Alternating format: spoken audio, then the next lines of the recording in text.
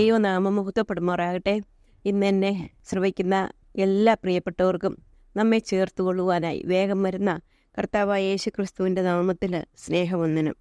നമ്മൾക്ക് ഇന്നത്തെ ചിന്തയ്ക്കായിട്ട് ഒരു വേദഭാഗം വായിക്കാം. 1 തെസ്സലോനിക്കർ 4 അധ്യായത്തിൻ്റെ 16 വാക്യം.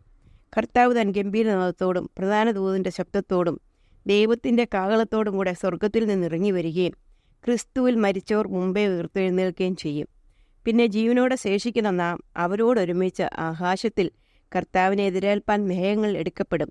ഇങ്ങനെ നാം എപ്പോഴും കർത്താവിനോട് കൂടിയിരിക്കും. കർത്താവ് വരാറായിട്ടുണ്ട്. കർത്താവ് മധ്യാകാശത്തിൽ വരും എന്ന് നമുക്കിവിടെ നിന്ന് മനസ്സിലാക്കുവാനായിട്ട് സാധിക്കും. കർത്താവ് തൻ ഗംഭീരനാദത്തോടും പ്രധാന ദൂതൻ്റെ ശബ്ദത്തോടും ദൈവത്തിൻ്റെ കാഹളത്തോടും കൂടിയാണ് വരുന്നത്. അങ്ങനെ കർത്താവ് സ്വർഗത്തിൽ നിന്ന് ദൂതന്മാരുമായിട്ട് ഒന്നിച്ച് മധ്യാകാശത്തിൽ വരികയും ക്രിസ്തുവിൽ മരിച്ചവരായിട്ടുള്ളവർ ഉയർത്തെഴുന്നേറ്റ് പിന്നെ ജീവനോടെ ശേഷിക്കുന്നവരായ നാം എല്ലാവരും രൂപാന്തരപ്പെട്ട് കർത്താവിനെ എതിരേൽപ്പാനായിട്ട് മേഘങ്ങളിൽ എടുക്കപ്പെടും. ആ വരവിനായിട്ട് നാം കാത്തിരിക്കുകയാണ്. വെളിപ്പാട് പുസ്തകത്തിൽ നാം ഒരു വാക്യം വായിക്കുന്നുണ്ട്. കർത്താവ് താൻ തന്നെ പറഞ്ഞ യോഹന്നാൻ സ്നാപകനിൽ കൂടെ പറഞ്ഞ ഒരു വാക്യമാണത്. അവിടെ കർത്താവിൻ്റെ ആഗ്രഹം കർത്താവിൻ്റെ മണവാട്ടിയായ സഭയോടുകൂടെ ഒന്നിച്ചു ജീവിക്കുവാനാണ്. കർത്താവിൻ്റെ രക്തത്താൽ കർത്താവ് തൻ്റെ രക്തം കൊടുത്ത് വീണ്ടെടുത്തതാണ് ദൈവത്തിൻ്റെ മക്കളെ. അങ്ങനെ കർത്താവിൻ്റെ മക്കളോട് ഒന്നിച്ച്, ആ കർത്താവിൻ്റെ സഭയോട് ഒന്നിച്ച്, കർത്താവിൻ്റെ മണവാട്ടിയോട് ഒന്നിച്ച് ജീവിക്കാനായിട്ട് കർത്താവിന് ആഗ്രഹമുണ്ട്. കർത്താവ് ഈ ലോകത്തിൽ നിന്ന് പോയപ്പോൾ തന്നെ പറഞ്ഞു, നിങ്ങളുടെ ഹൃദയം കലങ്ങേണ്ട ആവശ്യമില്ല. ഞാൻ നിങ്ങൾക്ക് സ്ഥലമൊരുക്കുവാനായിട്ടാണ് പോകുന്നത്. ഞാൻ പോയി സ്ഥലമൊരുക്കിയാൽ ഞാൻ ഇരിക്കുന്നിടത്ത് നിങ്ങളെ ഇരിക്കേണ്ടതിന് പിന്നെയും വന്ന് നിങ്ങളെ ചേർത്തുകൊള്ളൂ എന്ന് പറഞ്ഞുകൊണ്ടാണ്. അപ്പോൾ കർത്താവ് പോയപ്പോൾ തന്നെ വരണമെന്നുള്ള ആഗ്രഹത്തോടു കൂടിയാണ് പോയത് എന്ന് നമുക്ക് മനസ്സിലാക്കുവാനായിട്ട് സാധിക്കും. കാരണം കർത്താവിൻ്റെ രക്തത്താൽ വീണ്ടെടുക്കപ്പെട്ട ദൈവമക്കളെ അവരോടുകൂടെ വസിക്കുവാനായിട്ട് കർത്താവ് താൻ ഇഷ്ടപ്പെടുന്നു എന്നുള്ളത് നമുക്ക് മനസ്സിലാക്കുവാനായിട്ട് സാധിക്കും. അപ്പോസ്തല പ്രവൃത്തികൾ 1 അധ്യായത്തിൽ നമുക്ക് കാണുന്നത്, കർത്താവ് ഈ ലോകത്തിൽ നിന്ന് പോയ സമയത്ത് കർത്താവ് തൻ്റെ ശിഷ്യന്മാരോട് പറയുകയാണ്. കർത്താവ് മേളിലോട്ട് പോയപ്പോൾ ശിഷ്യന്മാർ ഇങ്ങനെ നോക്കി നിന്നു. അപ്പോൾ കർത്താവ് ശിഷ്യന്മാരോട് പറയാണ്. അപ്പോസ്തല പ്രവൃത്തികൾ 1 അധ്യായത്തിൻ്റെ 11 വാക്യത്തിൽ നാം കാണുന്നത്, ഗലീല പുരുഷന്മാരെ, നിങ്ങൾ ആകാശത്തിലേക്ക് നോക്കി നിൽക്കുന്ന എന്ത്? നിങ്ങളെ വിട്ട് സ്വർഗാരോഹണം ചെയ്ത ഈ യേശുവിനെ സ്വർഗത്തിലേക്ക് പോകുന്നതിനായി നിങ്ങൾ കണ്ടതുപോലെ തന്നെ അവൻ വീണ്ടും വരും. കർത്താവ് പോയപ്പോൾ തന്നെ പറഞ്ഞു, ഞാൻ വേഗം വരും എന്നുള്ളത്. അത് കഴിഞ്ഞിട്ട് പിന്നെയും കർത്താവ് ഈ ലോകത്തിൽ ആയിരുന്നപ്പോൾ പറഞ്ഞു, ഞാൻ നിങ്ങൾക്ക് സ്ഥലമൊരുക്കുവാനായിട്ട് പോകുന്നു. അത് കഴിഞ്ഞിട്ട് കർത്താവ് പറഞ്ഞു ശിഷ്യന്മാരോട്, കർത്താവ് സ്വർഗാരോഹണം ചെയ്യുന്ന സമയത്ത് പറഞ്ഞു, ഞാൻ വരുന്നു എന്നുള്ളത്. മാത്രമല്ല വെളിപ്പാട് പുസ്തകത്തിൽ നാം കാണുന്നുണ്ട്, കർത്താവ് പറയുകയാണ്, ഇത് സാക്ഷീകരിക്കുന്നവൻ അതേ ഞാൻ വേഗം വരുന്നു എന്ന് അരുളി ചെയ്യുന്നു. അമ്മേൻ കർത്താവായ യേശുവേ വരയണമേ. പ്രിയ സഹോദരിമാരെ, നമ്മുടെ കർത്താവ് പോയപ്പോൾ തന്നെ നമ്മളോട് ഒത്തു താമസിക്കുവാനായിട്ട് വേഗം വരുവാനായിട്ട് ആഗ്രഹിക്കുന്നുണ്ട്. നമുക്കറിയാം, നമ്മുടെ പ്രിയപ്പെട്ടവർ ഫോറിലൊക്കെ പോയി കഴിഞ്ഞാൽ അവർ പോകുമ്പോൾ തന്നെ അവർ പറഞ്ഞിട്ട് പോവുകയാണ്, ഞങ്ങൾ വരും, വേഗം വരും. അവർക്ക് പോകുമ്പോൾ തന്നെ അവരുടെ ഹൃദയം ഇവിടെ തന്നെയാണ്. അവർ പോകുമ്പോൾ വേഗം വന്ന് നമ്മളെ കാണണമെന്നുള്ള ആഗ്രഹത്തോടു കൂടിയാണ് അവർ അവിടെ അങ്ങോട്ട് പോകുന്നത്. ഭർത്താവ് പോകുമ്പോൾ, ഭാര്യയെ വിട്ടിട്ട് പോകുമ്പോൾ ആ ദുഃഖത്തോടു കൂടിയാണ് പറയുന്നത്. എന്നാൽ ആശ്വാസം തരുന്ന, ഞാൻ വേഗം വന്ന് നിന്റെ അടുത്തേക്ക് വരും എന്നുള്ളതാണ് അവൾ അത് പറയുന്നത്. അതുപോലെ തന്നെ കർത്താവ് ഈ ലോകത്തിൽ നിന്ന് പോയപ്പോൾ പറയാണ്, ഞാനിതാ വേഗം വരുന്നു. അങ്ങനെ വേഗം വരുവാനായിട്ട് ആഗ്രഹിക്കുന്ന കർത്താവിനായിട്ട് പ്രിയ സഹോദരിമാരെ, നാം ഒരുങ്ങിയിട്ടുണ്ടോ? നാം ഒരുങ്ങിയിട്ടുണ്ടോ? നാം ഒരുക്കമില്ലാത്തവരായിട്ട് തീരുന്നതുകൊണ്ടാണ് നമ്മുടെ കർത്താവിൻ്റെ വരവിന് താമസം എന്നുള്ളത് ദൈവത്തിൻ്റെ വചനത്തിൽ നിന്ന് നമുക്ക് മനസ്സിലാക്കുവാനായിട്ട് സാധിക്കും. അത് 1 പത്രോസിൽ നമുക്ക് കാണുവാനായിട്ട് സാധിക്കും. പത്രോസിൽ നാം കാണുന്നത് കർത്താവിൻ്റെ വരവിൻ്റെ താമസത്തിൻ്റെ കാരണം നമ്മുടെ ഒരുക്കം കുറവാണെന്ന് മനസ്സിലാക്കുവാനായിട്ട് സാധിക്കും. 1 പത്രോസ് 3:8 വാക്യത്തിൽ നാം കാണുന്നു, എന്നാൽ പ്രിയമുള്ളവരെ, കർത്താവിന് ഒരു ദിവസം 1000 സംവത്സരം പോലെയും 1000 സംവത്സരം ഒരു ദിവസം പോലെ ഇരിക്കുന്നു എന്നീ കാര്യം നിങ്ങൾ മറക്കരുത്. ചിലർ താമസമെന്ന് വിചാരിക്കുന്ന പോലെ കർത്താവ് തൻ്റെ വാഗ്ദത്തം നിവർത്തിപ്പാൻ താമസിക്കുന്നില്ല. ആരും നശിച്ചു പോകാതെ എല്ലാവരും മാനസാന്തരപ്പെടുവാൻ അവൻ ഇച്ഛിച്ച് നിങ്ങളോട് ദീർഘക്ഷമ കാണിക്കുന്നേ ഉള്ളൂ. കർത്താവിൻ്റെ ദിവസമോ കള്ളനെ പോലെ വരും എന്ന് നമ്മുടെ ഈ ദൈവത്തിൻ്റെ വചനത്തിൽ വായിക്കുന്നുണ്ട്. കർത്താവ് ഒരുവൻ തൻ്റെ വാഗ്ദത്തം നിവർത്തിപ്പാൻ കർത്താവിന് ആഗ്രഹമുണ്ട്, കർത്താവ് ആഗ്രഹിക്കുന്നുണ്ട്. എന്നാൽ താമസിക്കുന്നതിൻ്റെ കാരണം നാം മാനസാന്തരപ്പെടുവാനാണ് എന്ന് നമുക്ക് കാണുവാനായിട്ടായിരിക്കും. കർത്താവിൻ്റെ വരവിന് ഇനി താമസമില്ല. നാം ഒരുങ്ങിയിട്ടുണ്ടോ എന്ന് നമുക്ക് ചിന്തിക്കേണ്ടത് ആവശ്യമാണ്. നാം ഒരുങ്ങിയിട്ടില്ലെങ്കിൽ, ഞാൻ ഒരു ഉദാഹരണം പറയുവാനായിട്ട് ആഗ്രഹിക്കുന്നു. പെട്ടെന്നൊരു ദിവസം ഒരു അറിയിപ്പ് കിട്ടി, അടുത്ത ദിവസം ചില അതിഥികൾ വരുന്നുണ്ട്. വീട്ടിലേക്ക് നോക്കിയപ്പോൾ എല്ലാം അലങ്കോലമായി കിടക്കുന്നു. പെട്ടെന്ന് വളരെ ബന്ധപ്പെട്ട് വീട് മുഴുവൻ വൃത്തിയാക്കി. എല്ലാം നേരെയായപ്പോൾ എനിക്ക് സന്തോഷമായി. അവർ വന്നാൽ അവരെ സ്വീകരിക്കുവാൻ പറ്റിയ ഒരു ഭവനമായി മാറി. ഒരു സമയത്ത് അതിഥികൾ വരുന്നവരെ സ്വീകരിക്കുവാൻ ഭവനം സജ്ജമായിരുന്നു. എന്നാൽ ഇന്നത്തെ സ്ഥിതിക്ക് മാറ്റം വന്നു. എൻ്റെ ചിന്ത പെട്ടെന്ന് കർത്താവിൻ്റെ വരവിനെക്കുറിച്ചായി. ഇന്ന് വരരുതേ, നാളെ വന്നാൽ മതി. കാരണം ഇനി അനേക കാര്യങ്ങൾ ക്രമീകരിക്കുവാനുണ്ട്. പ്രിയരെ, നമ്മുടെ ജീവിതവും ഭവനവും എങ്ങനെയാണ്? കർത്താവിന് ഹിതമല്ലാത്ത എത്രയോ കാര്യങ്ങൾ നമ്മുടെ ജീവിതത്തിലുണ്ട്. പക, പിണക്കം, ക്രോധം, അസൂയ, കയ്പ്, പിറുവിറുപ്പ്, വ്യഭിചാരം, ദുർചിന്ത, വിഗ്രഹാരാധന എന്നിവയിൽ അശുദ്ധമായി കിടക്കുകയാണോ പ്രിയ സഹോദരിമാരെ നമ്മുടെ ജീവിതം?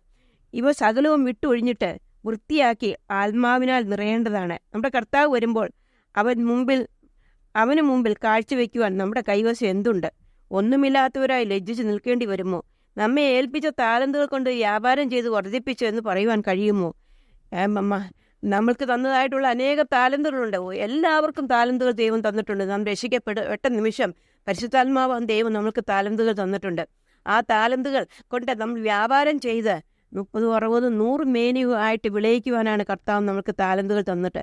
എന്നാൽ നാം അത് വിളയിക്കുന്നവരോ അതിന് അനേകമായിട്ട് അതിനെ വർദ്ധിപ്പിക്കുന്നവരോ അതോ നാം കുഴിച്ചുമൂടി ഇടുന്നവരാണോ? കുഴിച്ചുമൂടി നമ്മുടെ താലന്തുകൾ ഉപയോഗിക്കാതെ ഇരുന്നാൽ കർത്താവ് നമ്മുടെ താലന്ത് കൂടി എടുത്ത് ഉപയോഗിക്കുന്നവർക്ക് കൊടുക്കും എന്നുള്ള ദൈവത്തിന്റെ വചനത്തിൽ നിന്നും മനസ്സിലാക്കുവാനായിട്ട് സാധിക്കും. പ്രിയരെ, നമ്മുടെ ജീവിതം വിശുദ്ധമാണോ? ഒന്നാമതായിട്ട് നമ്മൾ നേരത്തെ കണ്ടതുപോലെ തന്നെ സകല അശുദ്ധി, പകയും പിണക്കവും എല്ലാം മാറ്റി വിശുദ്ധരായിട്ടാണോ നാം ജീവിക്കുന്നത്?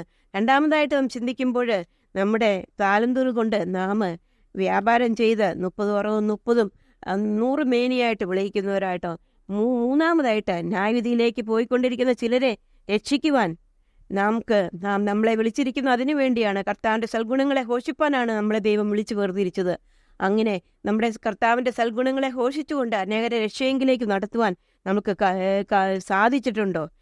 അങ്ങനെയെങ്കിൽ കർത്താവ് വരുമ്പോൾ നല്ലവനും വിശ്വസ്തനുമായ ദാസനെ, നീ അല്പത്തിൽ വിശ്വസ്തനായിരിക്കുന്നു, ഞാൻ നിന്നെ അധികത്തിന് വിചാരകനാക്കും, നിന്റെ യജമാന്റെ സന്തോഷത്തിലേക്ക് പ്രവേശിക്കുക എന്ന സ്വരം കേൾക്കുവാൻ നമുക്ക് സാധിക്കും. അല്ല എങ്കിൽ നമ്മൾക്ക് ദുഷ്ടദാസനെ എന്നുള്ള വിളി ചിലപ്പോൾ കേൾക്കേണ്ടതായിട്ട് വരും എന്ന് നാം ചിന്തിക്കേണ്ടതായിട്ടുണ്ട്. ഒരുത്തൻ്റെ പ്രവൃത്തി വെന്തു പോയെങ്കിൽ അവന് ഛേദം വരും, താനോ രക്ഷിക്കപ്പെടും, എന്നാൽ തീയിൽ കൂടെ എന്ന പോലെ അത്രേ എന്ന് എഴുതിയിരിക്കുന്ന പോലെ നാം ലജ്ജിതരായി നിൽക്കേണ്ടി വരുമോ? കർത്താവിന് വരവിന് വേണ്ടി നമ്മുടെ പൂർവികർ എപ്പോഴും തയ്യാറായിരുന്നിരുന്നു. അവൻ വേഗം തനിക്കായി കാത്തു നിൽക്കുന്നവരുടെ രക്ഷയ്ക്കായി വരുമെന്ന് അവർ പ്രത്യാശിച്ചിരുന്നു. അതുകൊണ്ട് അവർക്ക് ഈ ലോകത്ത് സമ്പത്തും മഹിമയും ഒന്നും ഒരു വിഷയമായിരുന്നില്ല. എല്ലാം അവർ ചപ്പും ചവറും എന്നെണ്ണി കർത്താവിന് വേണ്ടി എന്ത് ത്യാഗവും സഹിക്കുവാൻ തയ്യാറായിരുന്നു. ഇന്നത്തെ നമ്മുടെ മനോഭാവം എത്രയോ വ്യത്യസ്തപ്പെട്ടിരിക്കുന്നു. കർത്താവ് ഉടനെ വരികയില്ല എന്നുള്ള ചിന്തയാണ് നാം വിചാരിക്കുന്നത്. എന്നാൽ കർത്താവിൻ്റെ ദിവസം കള്ളനെ പോലെ വരും എന്നാണ് ദൈവത്തിൻ്റെ വചനം പറയുന്നത്. അതുകൊണ്ട് നനയ്ക്കാത്ത നാഴികയിൽ അവൻ വരുന്നത് ഉള്ളതുകൊണ്ട് നമ്മുടെ ഹൃദയത്തെ ശുദ്ധീകരിച്ച് ആത്മാവിനാൽ നിറയപ്പെട്ടവരായി നമ്മെ ഏൽപ്പിച്ചിരിക്കുന്ന താലന്തുകൾ കൊണ്ട് വ്യാപാരം ചെയ്ത് 100, 60, 30 മേനി വിളയിക്കുവാനും നമ്മുടെ ജീവിതത്തിൽ അനേകരെ കർത്താവിലേക്ക് നമ്മുടെ ഏൽപ്പിച്ചിരിക്കുന്ന കർത്താവിൻ്റെ വചനം അനേകരിലേക്ക് പറയുവാനും അനേകരെ രക്ഷയെങ്കിലേക്ക് നടത്തുവാനും കർത്താവ് നമ്മളെ സഹായിക്കട്ടെ. അവൻ്റെ വലിയ നാമം മുഹൂർത്തപ്പെടുമാറാകട്ടെ.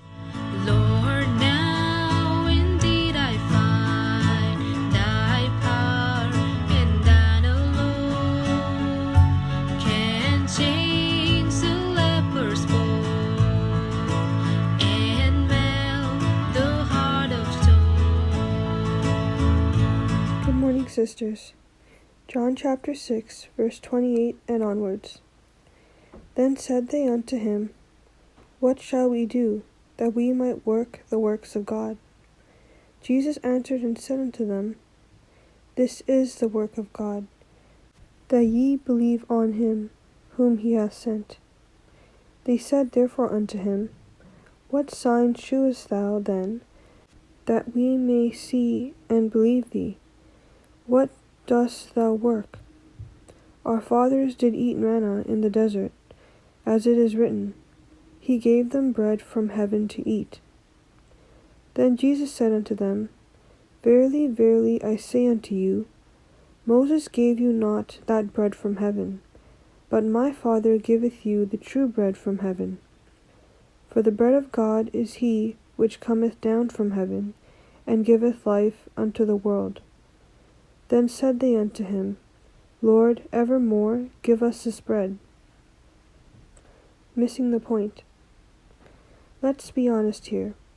The crowd was more impressed with the free food that Jesus could provide, rather than what the prophets of old desired to see in their lifetime. We are missing the point. That is God come down from heaven to give life, to forgive, and live among us.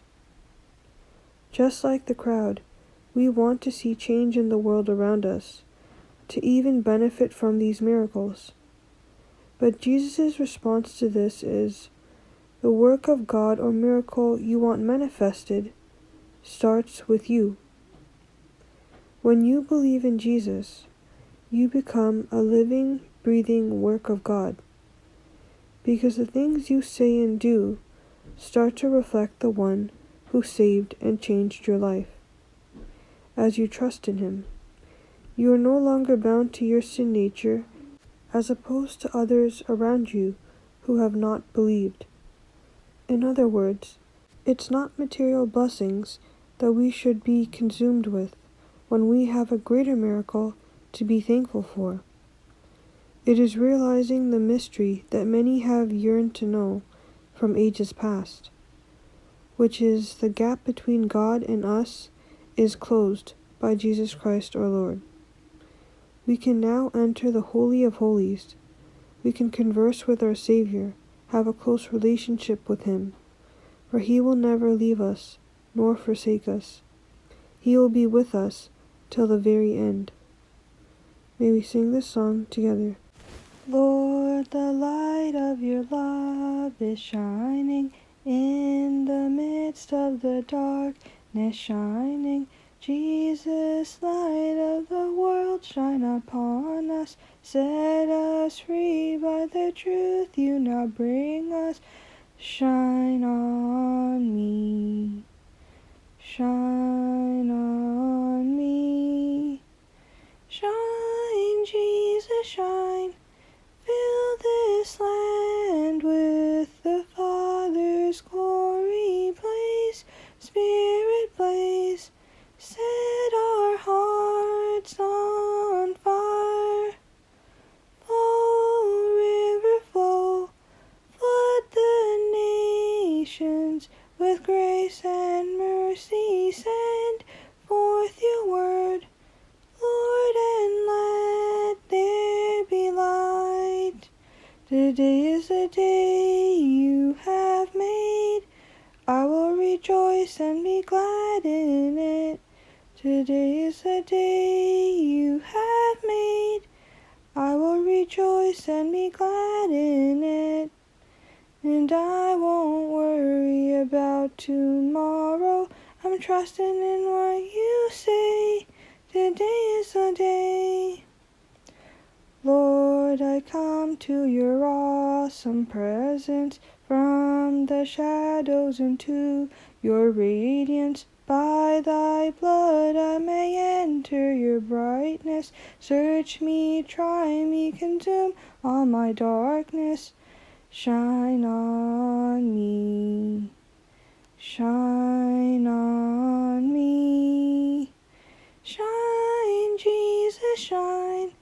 Fill this land with the Father's glory. Blaze, Spirit, blaze. Set our hearts on fire. Flow, river, flow. Flood the nations with grace and mercy. Send forth your word, Lord, and let there be light. As we gaze on your kingly brightness, so Our faces display your likeness, ever changing from glory to glory. Mirrored here, may our lives tell your story. Shine on me, shine on me. Today is the day you have made. I will rejoice and be glad in it. Today is the day you have made. I will rejoice and be glad in it. And I won't worry about tomorrow. I'm giving you my fears and sorrows. Where you lead me, I will follow. I'm trusting in what you say. Today is the day. Today is the day. Today is the day. Today is the day. May your name alone be glorified. Amen.